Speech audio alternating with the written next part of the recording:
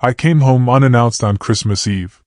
Found Grandma trembling outside in 31 degrees Fahrenheit. Inside, no blanket, just family laughing, sipping champagne by the fireplace. I kicked the door open, Grandma in my arms, then said 6 words, and their faces turned white. The sound of my shoulder slamming into that door echoed louder than any gunshot I'd ever heard. In that instant, the celebratory laughter inside froze, champagne glasses suspended in midair. As I stood there, Grandma's feather-light weight cradled against my chest. Her icy presence was a stark, screaming accusation in the face of their oblivious warmth. I was about to unleash a truth that would shatter their perfect Christmas forever. Just 2 hours earlier, my patrol car had idled on Maple Street, the engine ticking, cooling down in the crisp Christmas Eve air. Dispatch had been quiet, too quiet. The guys back at the precinct kept telling me, "Go home, Lieutenant. It's Christmas Eve." But I didn't really have a home to go to, not anymore. Grandma did, though. And I wanted to see her face light up when I said, "Surprise." I'd parked half a block away so my old Ford wouldn't announce me. Breath left my lungs in pale ribbons, 31 degrees trying to hide the truth. The air bit at my nose and made my hands feel alien. Snow squeaked under my boots as I crossed the yard I grew up mowing, every step a memory. Through the living room window, a golden blaze of warmth, the kind only money can truly buy, poured out. I saw them in silhouettes that used to mean safety: Dad, wide as a wall, Mom's perfectly coiffed helmet of Christmas hair, Tommy, my brother, mid-story, and Bree, my sister, laughing on cue. Then I saw her. On the porch, where the wind slid its icy fingers under the eaves. Grandma. In a thin sweater, house slippers, no blanket. Her hands, gnarled with age, trembled in her lap. The sight punched the breath from me, a physical blow. "Grandma?" I whispered, my voice raw. Her head turned slowly, carefully, her bones having earned their caution. And then that smile, the one that could fold time, found me. "Annie," she breathed, my childhood name, wrapped in a threadbare voice. "You came." I came. I shrugged out of my duty jacket, the weight of it suddenly too much, and wrapped it around her. Heat bled from me, into her fragile body. The cop in me immediately started an inventory, skin pale, lips tinged blue, persistent shivering. Alert and oriented, but too polite to complain. The granddaughter in me wanted to tear the door from its hinges and scream. "Why are you out here?" I asked, my voice tight. She fluttered a hand. "Fresh air." Inside, Tommy's punchline landed, and laughter rolled through the glass, loud and oblivious. "How long?" I pressed, my heart hammering. "Oh, don't fuss," she said, her voice thin. "They're busy. It's a party." 3 years of transfers flashed behind my eyes. Money for Grandma's care. Meals. Meds. Heat. Those dollars had tasted like peace when I sent them. Now they tasted like ash. My phone buzzed. Sergeant Ruiz. "You good, Lieutenant? Need backup?" I typed. "All good. Merry Christmas." Then I slid my arms under Grandma. She weighed less than my vest. When I lifted her, a small sound left her throat.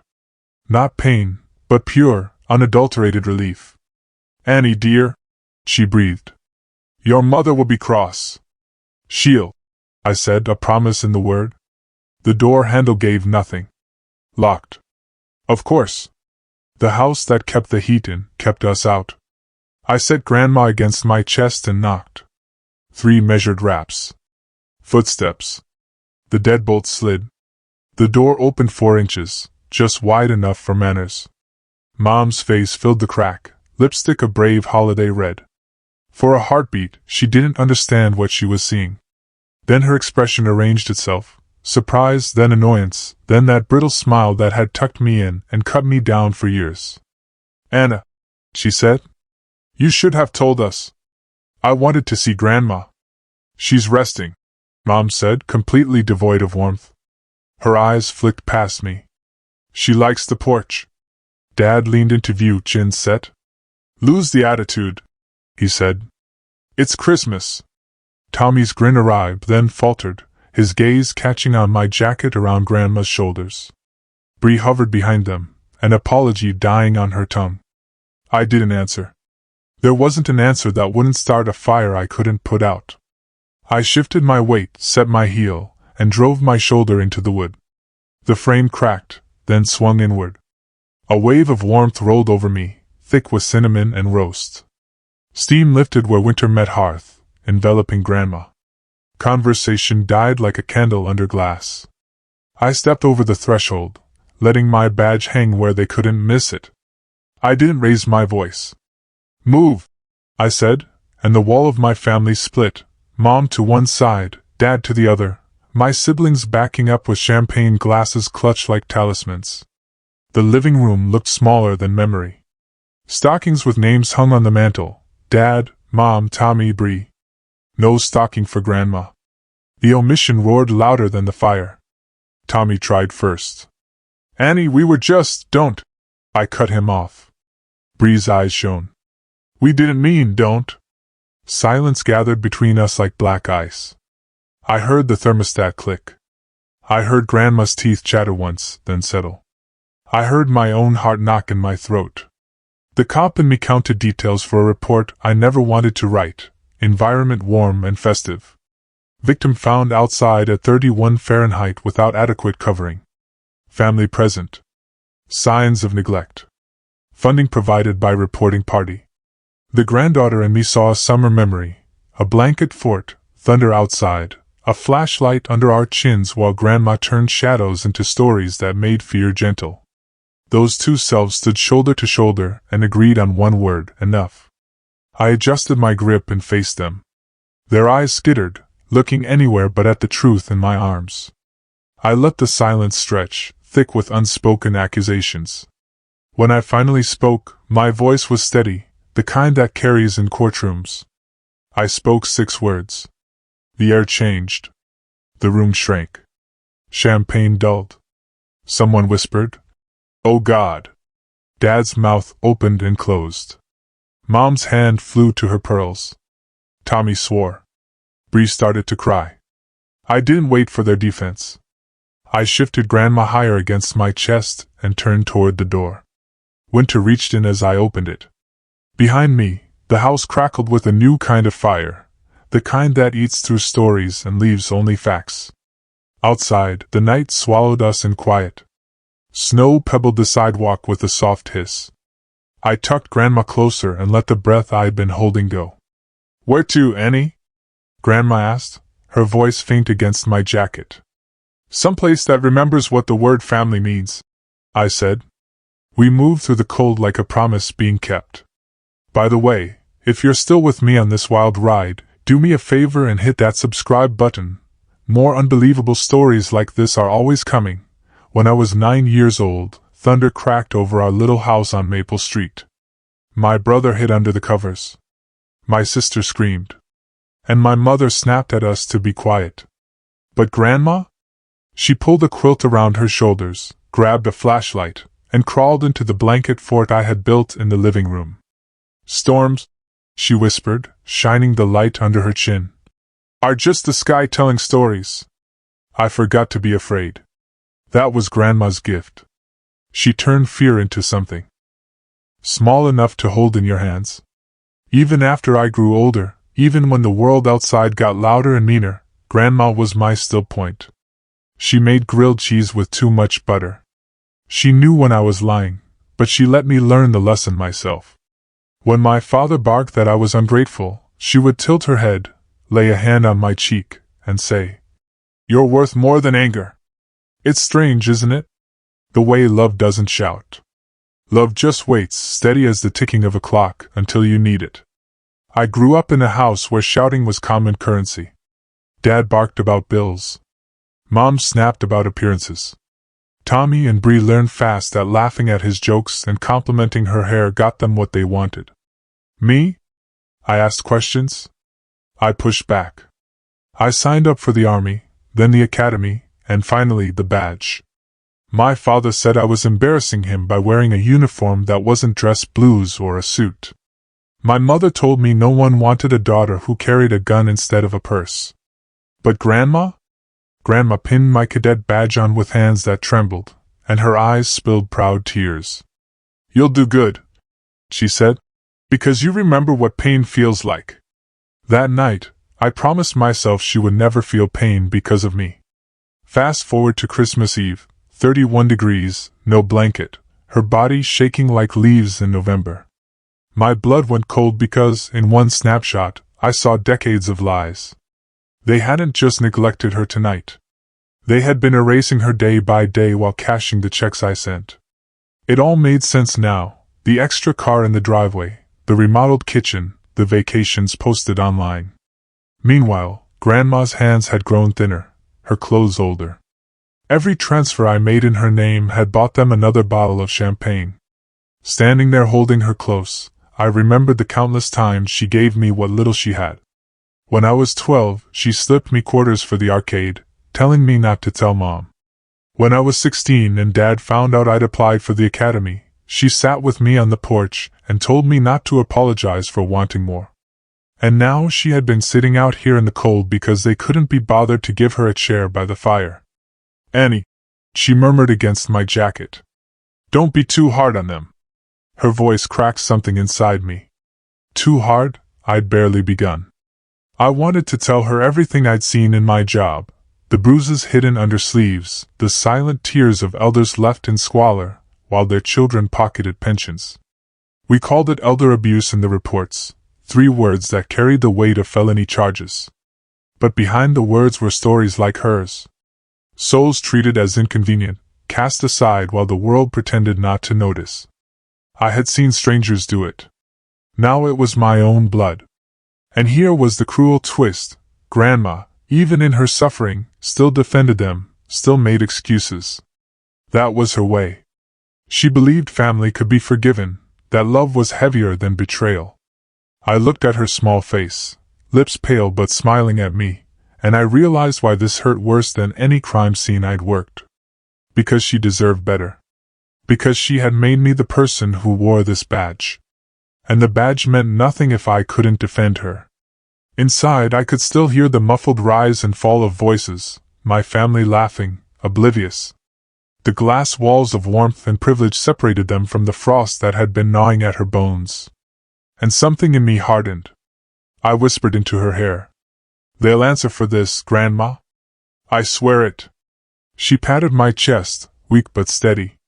"Promise me you won't lose yourself, Annie. Don't let anger take you." I closed my eyes, because I knew anger was already in me, curling like smoke. But I also knew something else. There's a difference between anger and justice. Anger burns quick and leaves ashes. Justice, when done right, leaves scars in the guilty and safety for the innocent. I wanted both.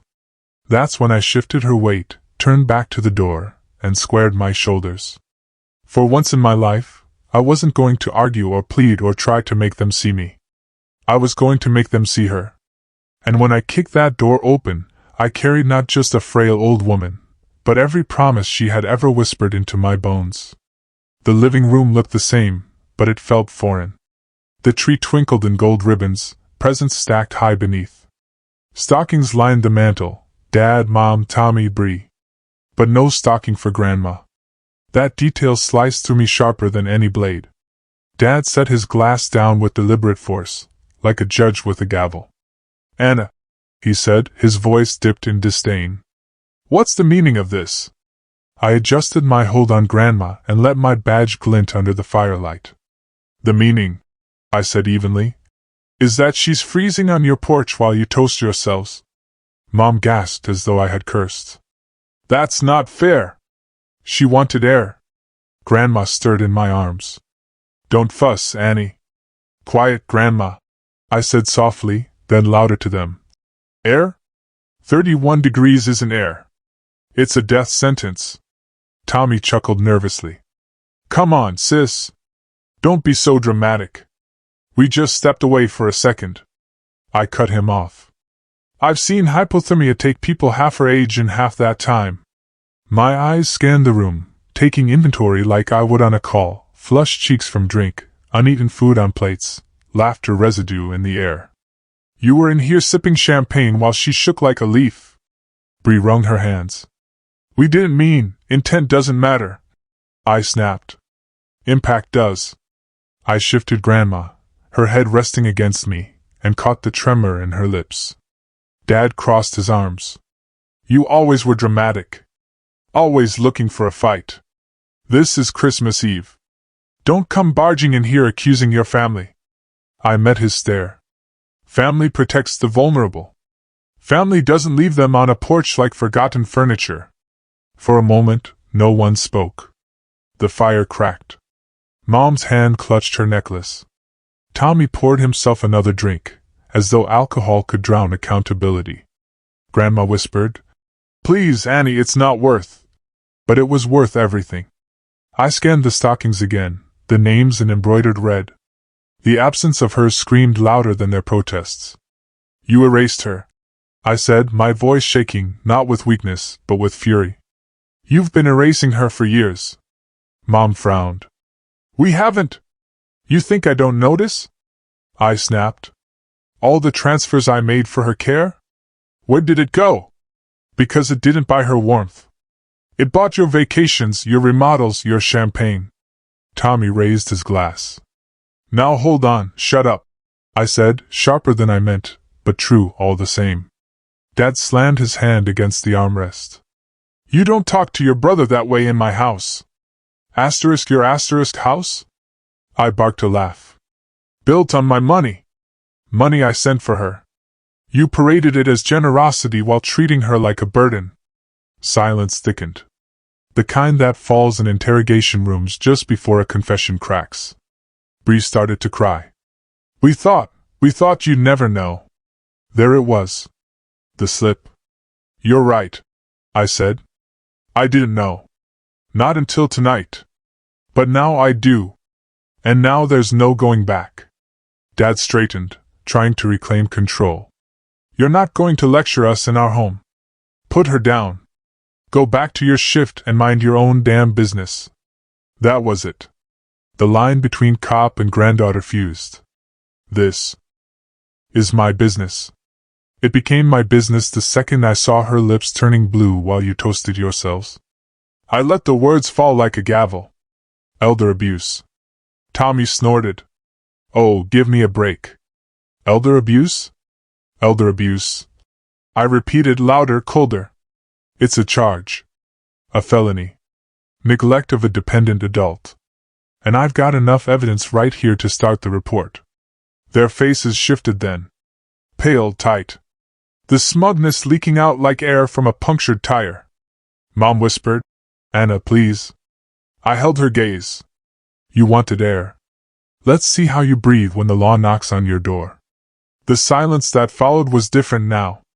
Not defensive, not mocking. Fear had entered the room, subtle and sharp. Grandma touched my arm, frail fingers trembling. Annie, let it be. But I couldn't. Not yet. I looked at each of them, one by one. Dad's jaw working. Mom's lips quivering. Tommy's swagger gone. Bree's mascara streaking her cheeks. These were not my enemies in uniform. These were the people who had raised me, or claimed to, and they were strangers. I said 6 words. They waited breathless. She's safe. Elder abuse report filed. It was like striking a match in a room of gas. Tommy cursed and dropped his glass, liquid bleeding across the carpet. Mom clutched at Dad. Dad whispered, No, no, no. Bree sank into the couch. Dad surged forward as though he might grab me, but one look at the badge on my chest stopped him cold. Their faces went white. I shifted Grandma against me, turned toward the door, and let the night swallow us again. The fire snapped behind me, but no one laughed now. In the dark, I whispered to her, They can't hide anymore, Grandma. Not from me. Not from the law.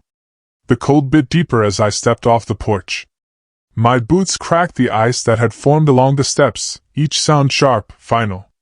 Behind me, the door slammed shut, but not before I caught the panic rising in their voices. Shouts overlapped, glass shattered, and the champagne bubble of their perfect night burst.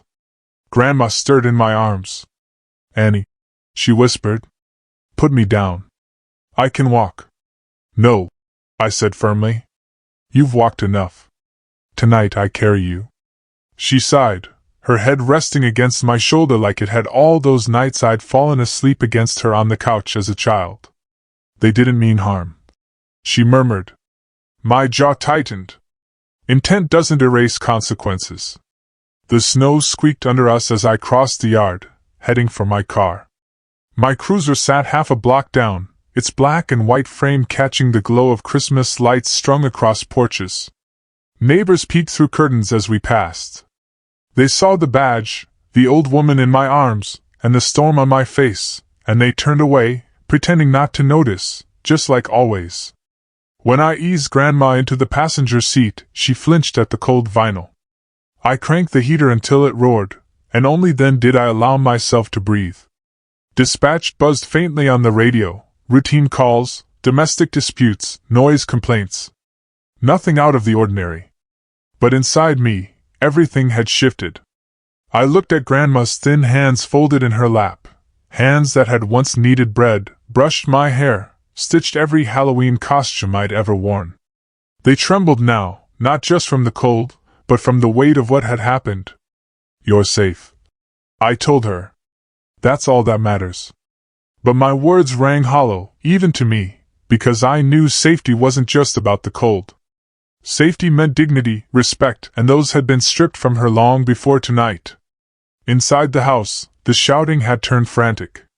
Through the frosted glass, I could almost see the scene, Dad barking orders, Mom wringing her hands, Tommy pacing, Bree crying. The mask had cracked, and fear seeped through. Asterisk report filed, asterisk. Dad would repeat, as if saying the words out loud could undo them. Asterisk elder abuse, asterisk. Tommy would sneer, trying to laugh it off, but his voice would tremble. Mom would cling to him, whispering, "What if she really did it?" They were unraveling. I shifted the gear into drive, but I didn't press the gas. My hands gripped the wheel, knuckles white. I was torn. One part of me screamed to march back and slap cuffs on each of them and drag them to the station. Another part whispered of blood ties, of holidays, of Grandma's voice pleading for peace. "You okay, Annie?" Grandma asked softly. I looked at her, at the way her eyes still carried warmth despite everything. "I don't know," I admitted. "I've arrested strangers for less. Tonight, it's my own family." Her smile was sad, tender. "That's the hardest kind of justice."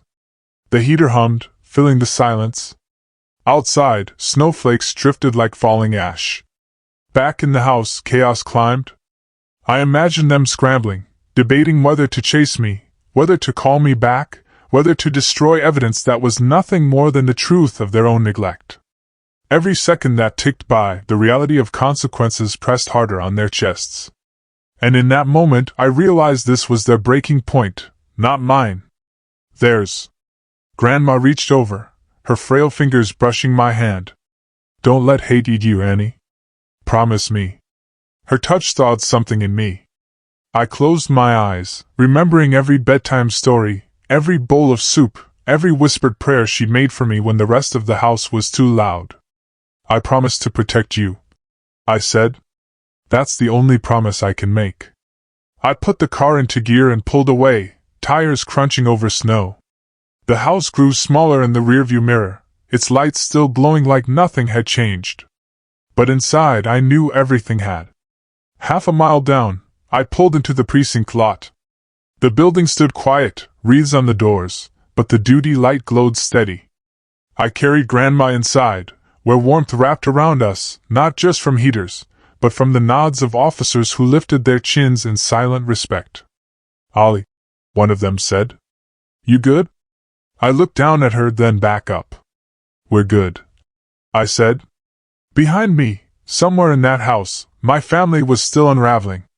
Panic would give way to fear. Fear to desperation. They would realize the truth of the report wasn't just a threat. It was a promise. And for the first time in years, the scales felt balanced. Back on Maple Street, the fire still glowed, but the warmth had bled out of the room. My 6 words hung heavier than the stockings on the mantel. She's safe. Elder abuse report filed. Dad paced the living room like a caged bull, his face blotched red, not from drink, but from dread. Mom sat on the edge of the couch, twisting her necklace until the chain bit into her skin. Bree cried softly into her hands, her mascara staining her palms. Tommy refilled his glass, but the tremor in his hand gave him away. Calm down. Dad barked, though his voice cracked. She's bluffing. She wouldn't report her own family. Mom's voice shook. But she's a cop. If she files, if anyone checks what? Dad demanded. We've done nothing wrong.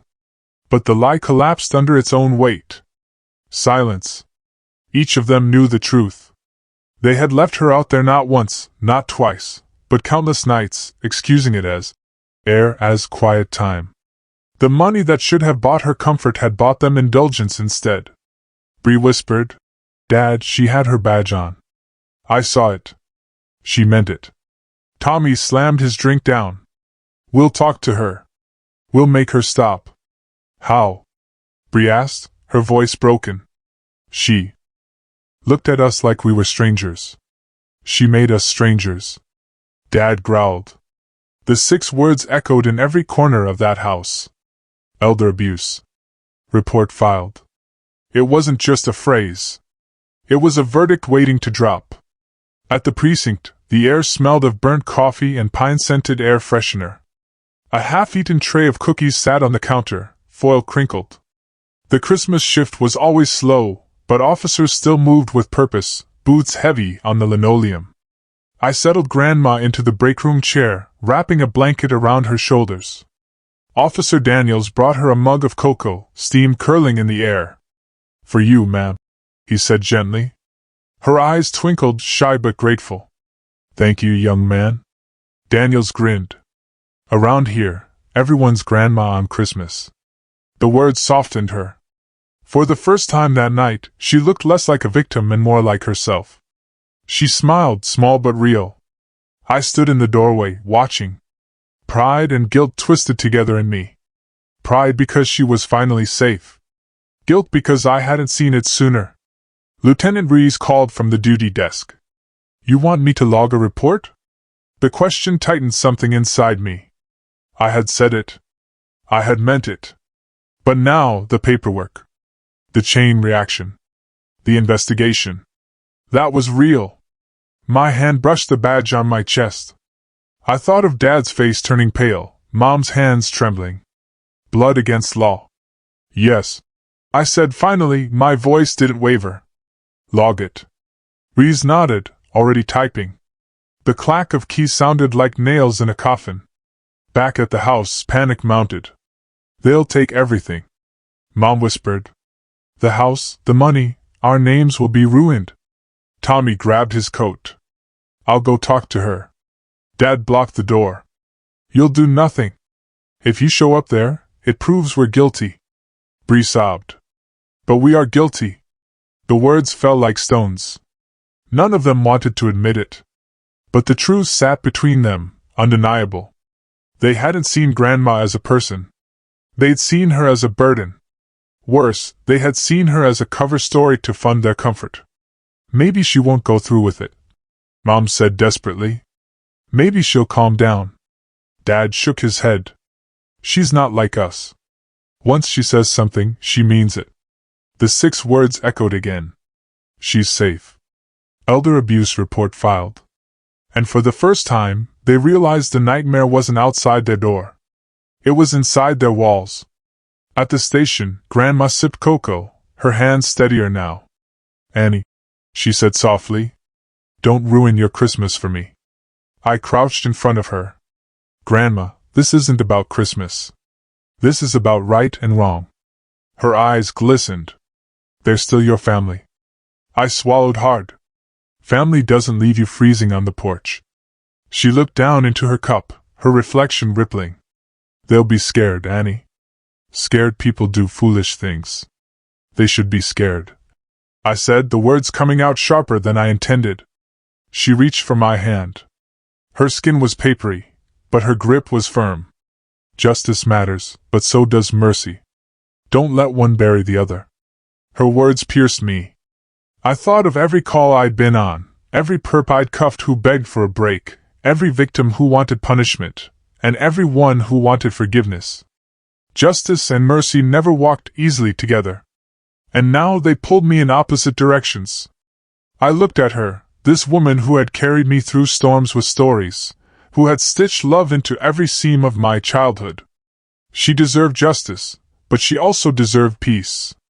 Ruiz approached, folder in hand. Reports logged. APS will get notified in the morning. Adult Protective Services. The words landed heavy. Once they got involved, everything changed. Investigations, home visits, court hearings. I nodded. Good. But inside I wasn't sure if it was good. Grandma smiled faintly, as if reading my turmoil. Annie, you've always carried the weight of two hearts, yours and mine. Just don't let mine break yours. Her words clung to me. Back at the house, the echo of 6 words rang through the walls. Here at the station, the consequences had begun. And somewhere between those two places, my heart braced for the storm that was coming. The phone at the duty desk rang just after midnight.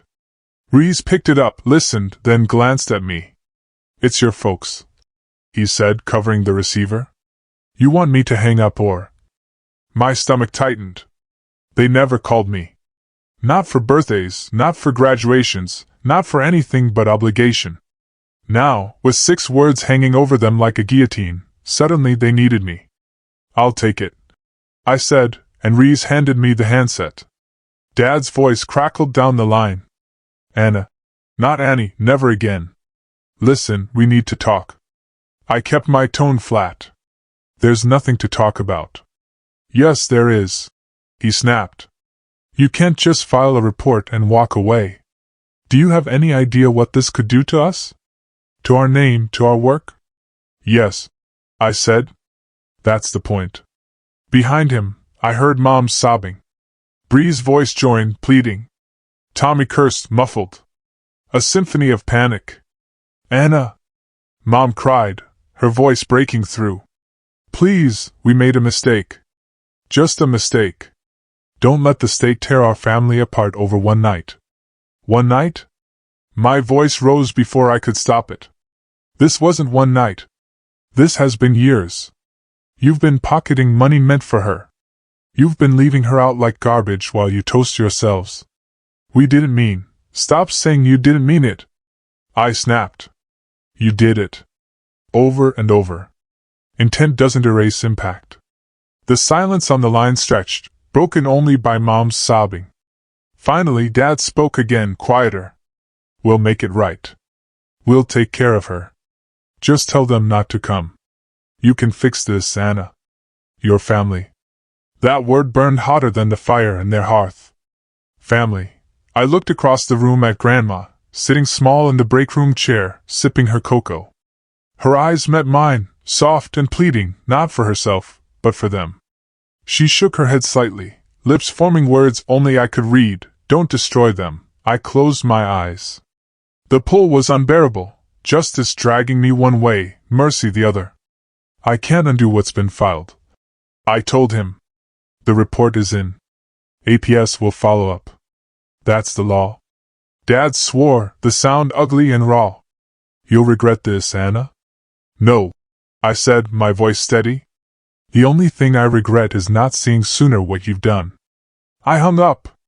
3 hours later, they showed up at the station, not in suits and pride, but in pajamas under coats, faces pale, eyes red. They looked smaller somehow, like the fear had hollowed them out. Ruiz bristled, stepping forward. They're not supposed to be here. I'll handle it, I said. Dad started first, words tumbling fast. Anna, please listen. Stop. My voice cut through. You had your chance to talk when Grandma was on your porch. Mom clasped her hands. We were wrong. We know that now. Please don't let the courts drag us through the mud. Think about what people will say. Tommy tried swagger. You don't want your own family in cuffs, do you? But even as he spoke, his hand shook. Bree stepped forward, tears streaking. Anna, please. We were selfish. But she's our mother too. Don't take her away from us. I looked at them, these people who had shared my blood, but not my heart. And I felt nothing but the cold I'd carried in from the porch. She's not your mother anymore, I said. Not after tonight. You lost that privilege. They flinched as if I'd struck them. Behind me, Grandma's voice rose, fragile but firm. Annie. I turned. She stood in the doorway, blanket around her shoulders, her face pale but resolute. Don't, she said softly. Grandma. She stepped closer, each movement slow, deliberate. They're still my children. They're still your family. Don't let anger turn you cruel. My chest tightened. They left you to freeze. I know. Her voice trembled, but her eyes didn't waver. And I forgave them before you walked through that door. My throat ached. They don't deserve forgiveness. Maybe not, she whispered. But forgiveness isn't about what they deserve. It's about what we choose to carry. The silence that followed was suffocating. My family behind me, desperate and broken. My grandmother before me, weary but merciful. And me, caught between them, badge heavy on my chest, heart heavier still. I wanted to rage. I wanted to drag them into holding cells, make them feel every ounce of the cold they'd forced on her. But her eyes, those eyes that had calmed storms when I was 9 years old, held me. And I realized something. Justice could punish them, but mercy could haunt them. Knowing they had been spared by the woman they betrayed, that would weigh on them longer than any sentence. Grandma, I whispered. This could ruin everything. Their jobs, their names. She nodded. Yes, but if you push too far, it could ruin you too. Her words sank deep. Justice mattered, but so did mercy. And maybe the truest revenge wasn't prison bars. It was making them live every day with the memory of what they'd done and the grace of the woman they had wronged. I lowered my gaze. The room spun with silence. Finally I said, the report stands. APS will come. But what happens next? Depends on how you live with what you've done. Dad swallowed hard. Mom wept harder. Tommy cursed under his breath. Bree nodded faintly, as if she understood. Grandma's hand found mine. Her grip was weak, but her voice was strong. That's enough, Annie. That's enough. And for the first time that night, I let the fire in my chest flicker just enough to breathe. The station still smelled of burnt coffee and disinfectant. But to Grandma, it might as well have been a sanctuary. She sat in the break room, blankets still around her shoulders, cocoa steaming in front of her. The fluorescent lights hummed overhead, a poor substitute for Christmas candles, but her eyes softened anyway. It's warm, she whispered. That's all that matters. Officer Daniels leaned against the doorframe, grinning. Warm and safe, ma'am. That's our specialty. Grandma's lips curved, shy but genuine. You don't have to call me ma'am. Just Grandma. He chuckled. Merry Christmas, Grandma. The room brightened. Laughter rippled through the officers who'd gathered, Ruiz, Daniels, a couple rookies finishing paperwork. They nodded, lifted mugs, and in that moment, the break room became something my childhood home never had been, welcoming.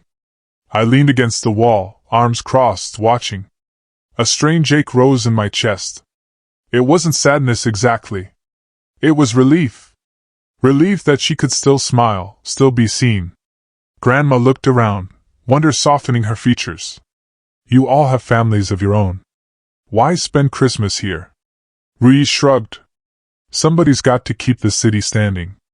Besides, this is family, too. Her eyes misted. Family? She repeated, as if tasting the word for the first time in years. I saw it then. She was no longer shrinking under their neglect. She was glowing, lifted by the respect of strangers who had chosen to treat her with dignity. Annie, she said, turning to me. I think I found my people. The words struck deep. For so long, I had wished for her to be cherished the way I cherished her. Now, in the unlikeliest of places, the fluorescent-lit station, the break room with chipped mugs, she finally was. Meanwhile, across town, panic reigned. The house on Maple Street had gone silent after our confrontation, but the silence didn't last.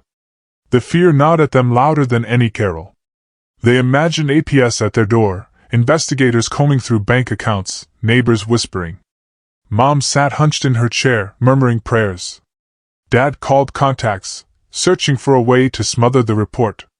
Tommy raged, blaming Bree, blaming Mom, blaming anyone but himself. Bree wept, mascara streaking down her face, whispering, "We lost her. We lost her for good." The 6 words haunted every corner. "She's safe." Elder abuse report filed. They rang louder than carols, sharper than bells. For the first time in their lives, the control had slipped through their fingers, and they were terrified. Back at the precinct, Reese clapped me on the shoulder. "You did right, Lieutenant." "Did I?" I asked. He studied me. "You protected her.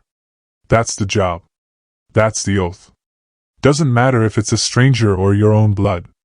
That's what makes you good at this." I swallowed. "Feels different when it's your family." He nodded. "Always does.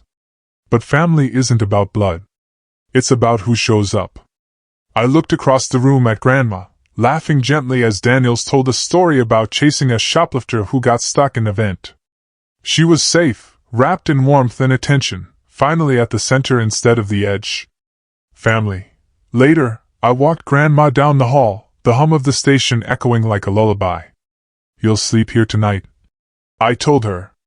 Guest cot in the wellness room. Not perfect, but better than the porch. She squeezed my hand. Perfect is overrated. Safe is enough. I helped her settle, tucking the blanket around her shoulders. She caught my wrist before I pulled away. "Annie," she said softly, "I've never been prouder of you. Not because of the badge, because of your heart." My throat tightened. "You always believed in me." She smiled. "And you proved me right." For the first time that night, I felt a measure of peace. Not total, not complete, but enough to breathe. Hours later, when the night had deepened and the snow thickened outside, I walked back into the break room.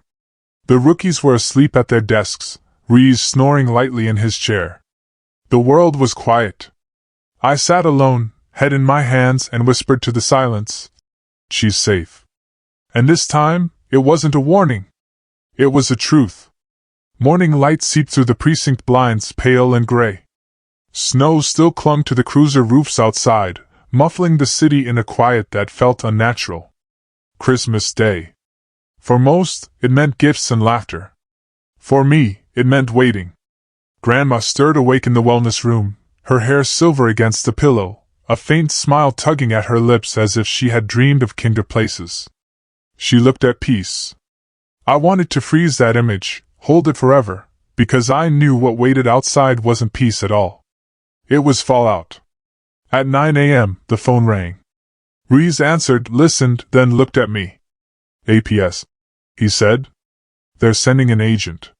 They'll want statements, photos, everything." The words landed like stones. This was no longer just family drama.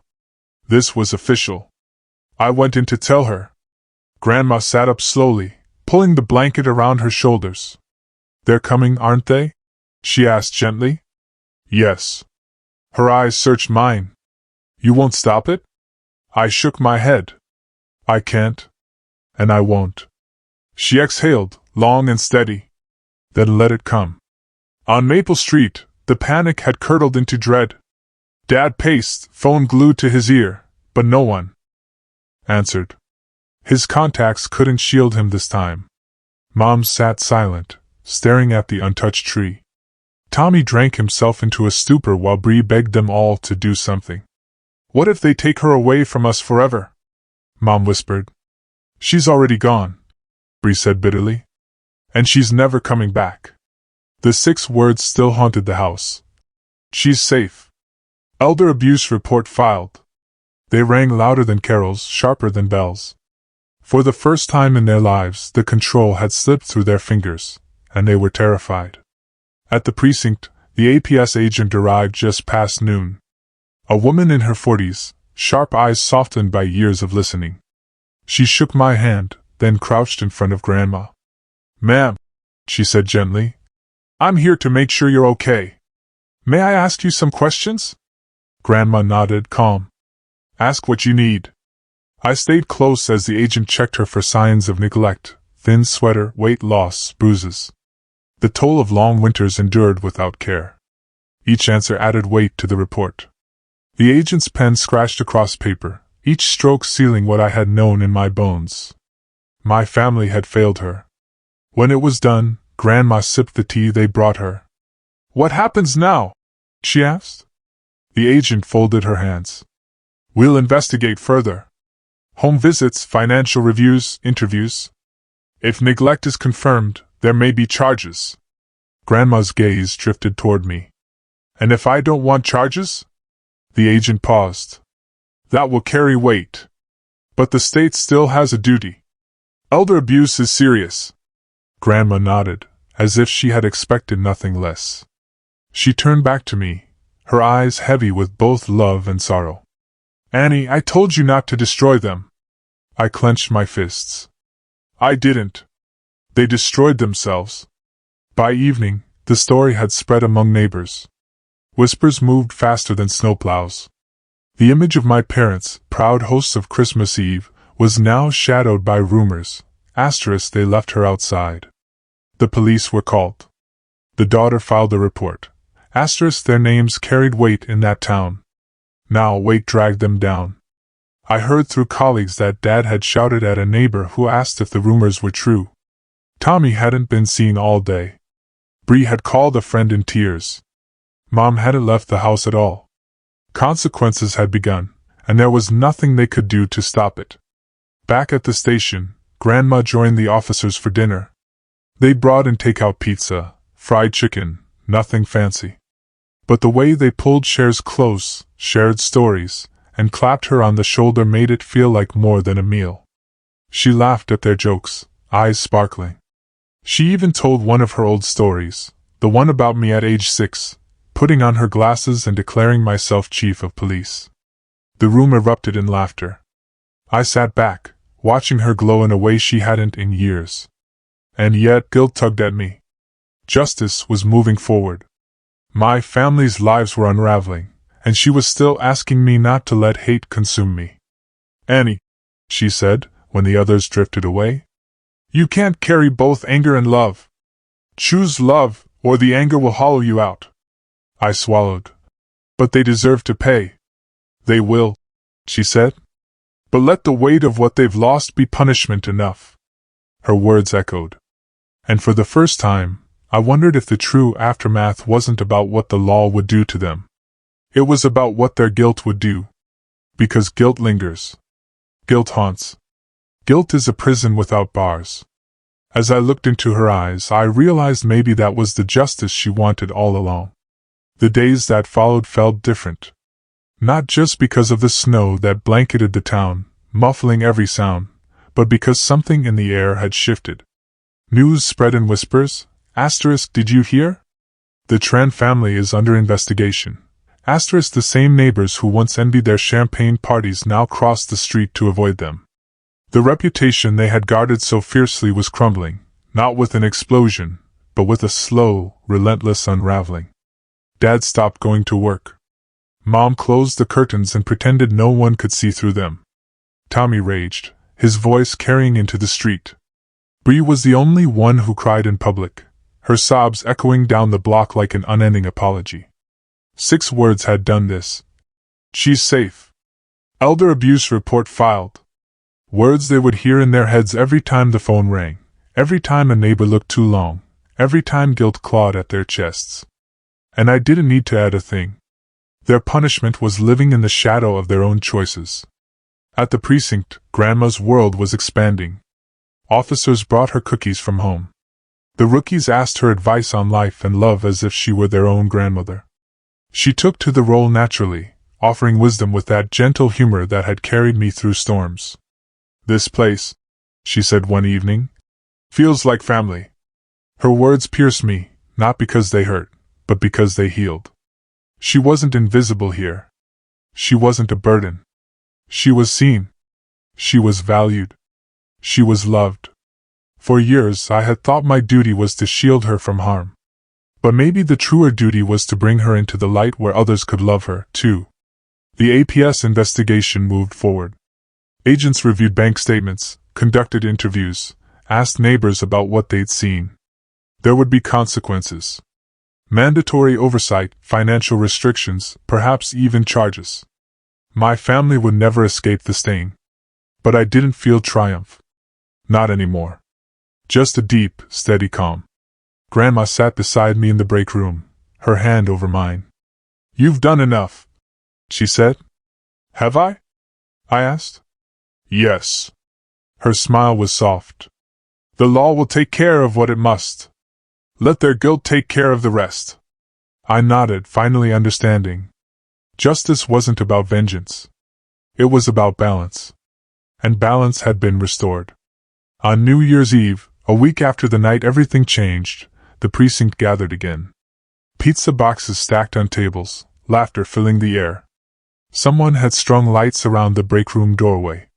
Grandma sat in the center, a paper crown on her head, courtesy of Officer Daniels. She caught my eye across the room and mouthed, "Thank you." I walked over, kneeling so we were eye level. "For what?" I asked. "For giving me back a family," she said. I blinked against the sting in my eyes. "You never lost me."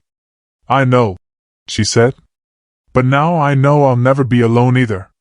Her words wrapped around me like her quilts once had, when thunder rolled outside and I was just a scared little girl. Later that night, when the clock struck midnight and cheers echoed through the station, I stepped outside for air. The snow was falling again, soft and endless. The street lamps painted the world in gold. I thought of my family, my blood family, sitting in that house, the curtains drawn tight, afraid to face the world. They had once ruled with arrogance.